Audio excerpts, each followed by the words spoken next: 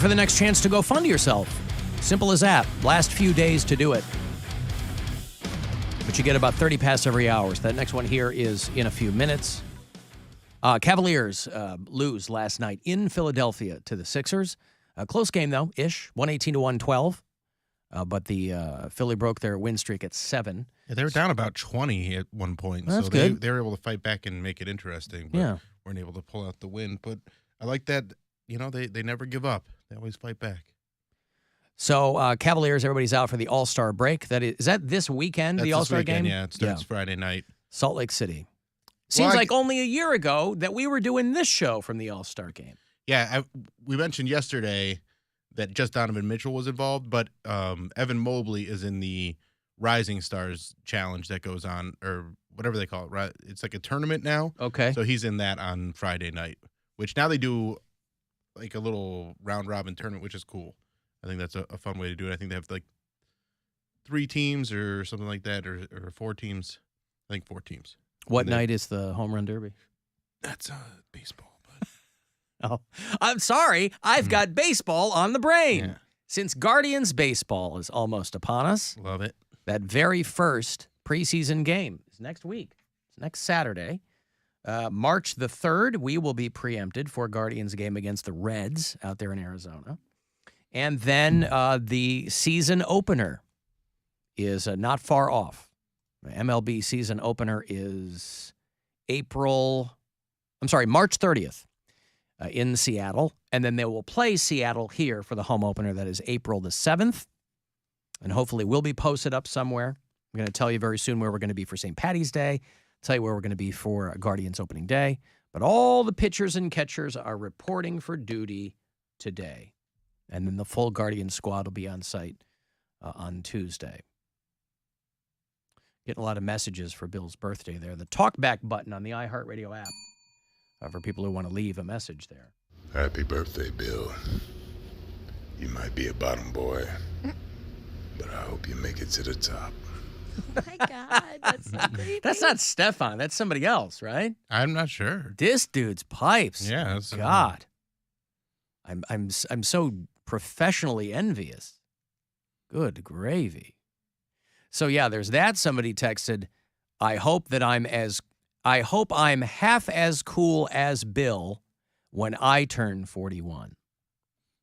Sorry, this is from Ian. I hope to be half as awesome as Bill when I'm 41. Happy birthday, Bam Bam. He's 31 now. Oh, so nice. he has 10 years to become half as awesome as you. You can do it. Any I believe tips? in you, Ian. Any pointers on how to be half as awesome as you? It sounds like what you have to do is be less awesome than you are right now because you're probably more awesome than I am. So, I believe in you. I mean, it's been a good birthday. It's been a good week overall. I'm just having a good time. Got to see Ant-Man and the Wasp. Right. Quantumania. Okay, so were the really iffy write-ups of this doing it justice? Or? I don't know what they were expecting. Okay. See, I think people go in expecting it to be something. Marvel set the bar pretty high. It's an Ant-Man movie. Yeah. So it's going to be silly. This is the first one to take place in a very scientific, like sci-fi location because it all takes place in this quantum realm. Mm-hmm. And so it has more of like a Star Wars type feel to it with the look of it. But it's silly. It's fun.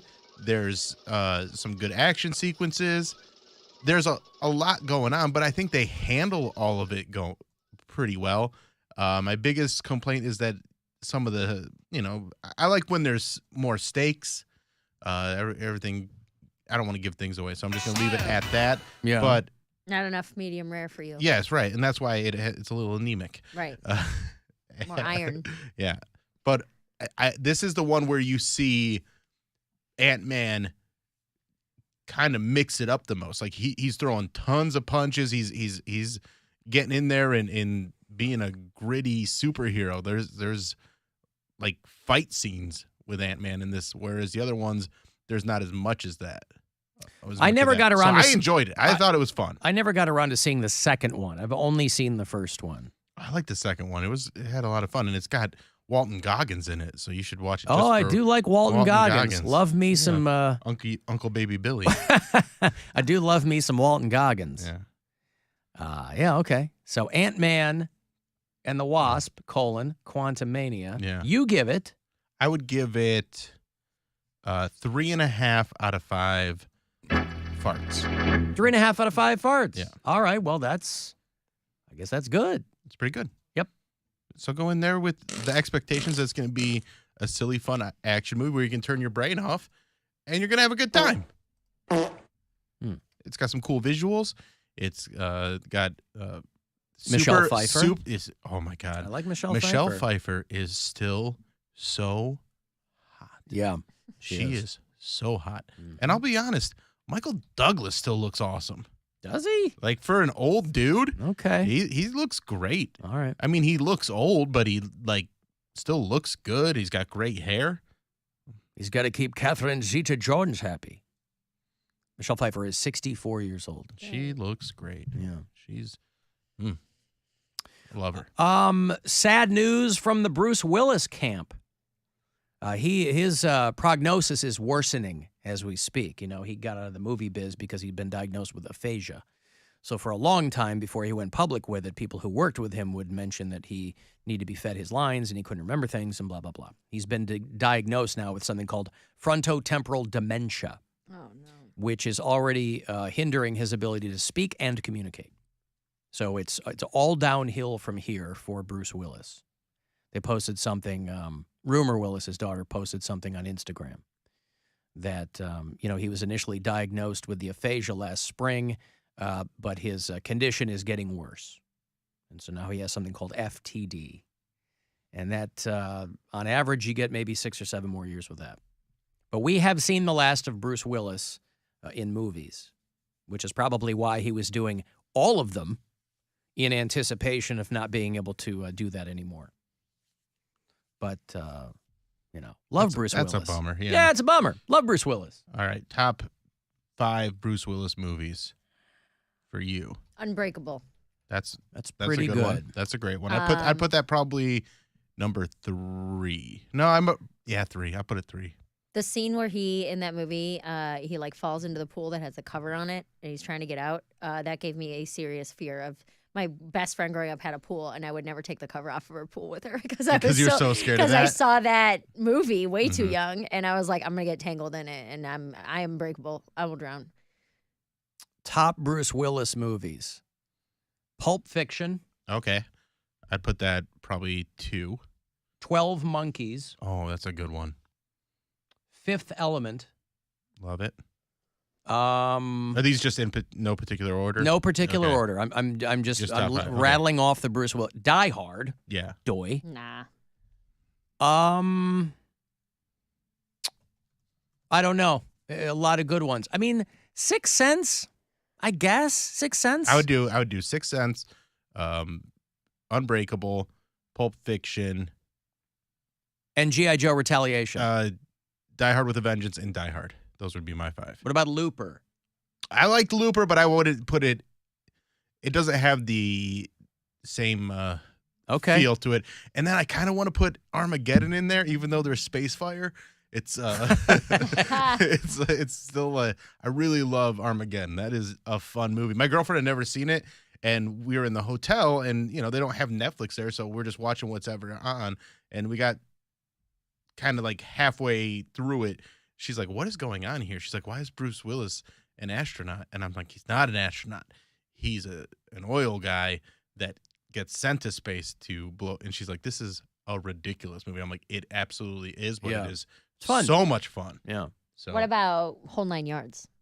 That was good too. Love that movie I too. loved that movie. I love them. That was a good one. Bruce Willis, the last theatrical release he did was a movie called Motherless Brooklyn that Ed Norton directed. It was him and Alec Baldwin. That was 2019. So everything he has done since 2019 has been direct to video, and he has done 26 films since 2019. All of them direct to video. Look who's talking. Yeah. Guys, you're missing the classics here.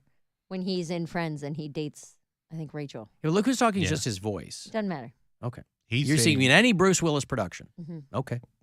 He's dating Rachel, and his daughter's dating Ross. Yeah, that's what it is. Yeah. And then he does that whole thing where he's like, "You're an awesome," like pumping himself up in the mirror, and Ross hears it. What about Cop Out? I liked Cop Out. Cop Out was fun. Alan, I could really use some Jenna today. Do you have any Jenna? There's always Jenna. There's always Jenna. It's time for Sweet Nothings with Jenna from Poland. I hate headaches. I hate my life. And oh, look at that. I just pooped my pants. This has been Sweet Nothings with Jenna from Poland. Somebody take a look at that. I really liked Sin City was great too. Yeah, Sin City was dynamite. Red, I thought was a good late stage Bruce Willis movie. Moonrise Kingdom. I forgot he did some of those. Let me give you some money here. It is $1,000 to go fund yourself. Last few days to do it, so listen to each and every one of these. Don't miss one, and I hope you win. Good luck. The Buzzard wants you to go fund yourself and score $1,000. Enter the nationwide keyword BONUS at WMMS.com. That's BONUS. Enter it now at WMMS.com. And good luck from Buzzard Radio. I couldn't help but think of Poundcake, when I was going through the entertainment news this morning and preparing to offer him my sincerest condolences that Ryan Seacrest is leaving Kelly and Ryan. He says he's not going to do it anymore. He's been there for a long time. For those of you who didn't even realize that Ryan Seacrest was on a show called Kelly and Ryan, he's on a show called Kelly and Ryan. And he replaced he replaced Michael Strahan. Michael Strahan, I think, replaced Regis Philbin. But it's been live with Kelly and Ryan for a while. Who do you think's going to replace him? I thought they already replaced him. Bobby Bones. No, who's going to replace? They already know. They've already announced it. Who's going to replace Ryan Seacrest? Staring right in your face, sitting next to Kelly Ripa. Mark Consuelos will replace Ryan Seacrest. It'll be live with Kelly and Mark. Live with Nepo husband. This is going to be He's a good-looking dude, though. Yeah. I mean, he's still ripped, and he's good-looking, and Seacrest is still going to do American Idol and whatever that radio thing he does, and he'll be fine. This is going to be the start of their divorce. This is going to be their demise. Because he works with his wife? Working together, living together. It's going to be too much. He's going to understand the pressures that... Yeah, but he's not going to... listen, I'm sure that they were like, well, let's have Mark do it. She's a producer. I mean, she's going to be doing way more stuff than he is. Mm-hmm. She's going to tell him what to do and where to go. You say that. And he'll be fine. Okay. Well, if it doesn't work out, they'll get somebody else. Right? Yeah, I mean, you're not going to tank your marriage for a dumb TV show. You'd be like, hey, this isn't working out. A contract's a contract. They're like, you don't know their financial situation. They might need... Once both of them rely on that income, then they both have to do whatever the producers say. I don't know, But man. she's a producer. She's one of the producers. I doubt Kelly Ripa's running the entire show. No, but she's an EP. That gives her a lot of weight. But a lot of those And shows... by the way, wouldn't you want to get ordered around by Kelly Ripa? I mean, she doesn't scratch my itch, but I get it. Mm-hmm. He just goes in, sits down, and they can tell all those stories people love. Oh, Mark spilled his coffee. I mean, with Seacrest, I think that maybe they were hoping there was going to be some... In any other situation, you might be able to count on a little sexual tension. Just not with Ryan Seacrest. There's no sexual tension there at all. And especially if your husband's Mark Consuelos. Like I said, it's staring you in the face the whole time. This is coming from me. Like, I get horny for a lot of people. But Ryan, I know you do. I'm just saying. Ryan Seacrest, like, no zaddy vibes, no nothing. He's never said anything remotely, like, sexual. Like, he's never even, like, made a flub. Like the whole skin flute comment that we did. Seacrest is on Fox. Well, he did try to high-five a blonde guy. Nevertheless, Ryan Seacrest is a great broadcaster. He's not a phenomenal personality. He's a great broadcaster. Sure. He's great at making the trains run on time. He's built a fantastic career out of doing that. He's kept the real Ryan Seacrest behind the curtain for a long, long time. Awesome, and that's a job in itself. Well, the whole there's probably not much there anyway, but I mean, he's just a hard worker. He used to That's date, great. he used to date Julianne Hough. They almost got married. And the reason why she broke up with him, she said there was nothing wrong with him, and that's the reason why I broke up with him. It was just vanilla. I was like, ooh, I would rather you say I'm a horrible person than you say I'm vanilla, because that means it was just regular old missionary sex. They weren't doing anything spectacular. He didn't blow her away. Nothing. And that's coming from Julianne Hough, who looks like somebody 3D printed her. Yes. I was like, wow. And you're too boring for Julianne Hough. He's like, you want to do it again? Do we have time for sex, babe? You got to ask for it with the arms out. Like, do we have time for sex, you want to babe? get one in real quick? Got to work. Got to get it in when I can. And she's like, well, that's life. If you're a hard worker, Yeah, you got to get it in when you can. It's fun to get it in with a ticking clock. Yes, but you make it fun. Like, you want to do it in spontaneous ways. You want to do it in the limo on the way to the set, or you want to do it backstage, or you want to do it. You're not going to get yourself all ruffled on the way to the set. A man who's getting it, I bet you Rob Lowe would. Rob Lowe would do that. How'd you jump to Rob Lowe? I don't know. Rob Lowe. Weird. I mean, Rob Lowe's a good-looking dude, but how'd you jump from Seacrest to Rob Lowe? Because I'm trying to think about industry men that have been married a long time, and they still have that zaddy vibe. Like Rob Lowe Jeff Bridges. I don't even know who that is. Oh, you son of a bitch. Hey, Mike. Yeah. Tell Poundcake who Jeff Bridges is, will you? You don't know who Jeff Bridges is? Exactly. What can I do for you, Mike? No, I just heard your segment on Bruce Willis, and I was going to say a couple other good movies were 16 Blocks and Tears of the Sun. Is 16 Blocks is the movie where they have to get 16 blocks, isn't it? Yeah, yes. I feel like I've already seen it. Not witness protection, but he witnessed something. He had to get him to the precinct or whatever.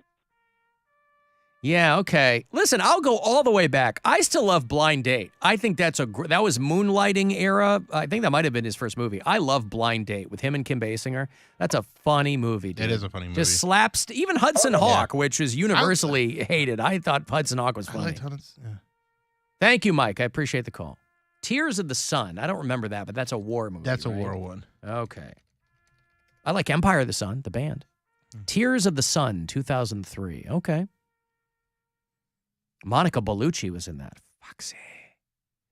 I'm going to take a break here. If you want to send a text, 35192, AlanCoxShow.com is where you would watch. And you listen wherever you are on the iHeartRadio app.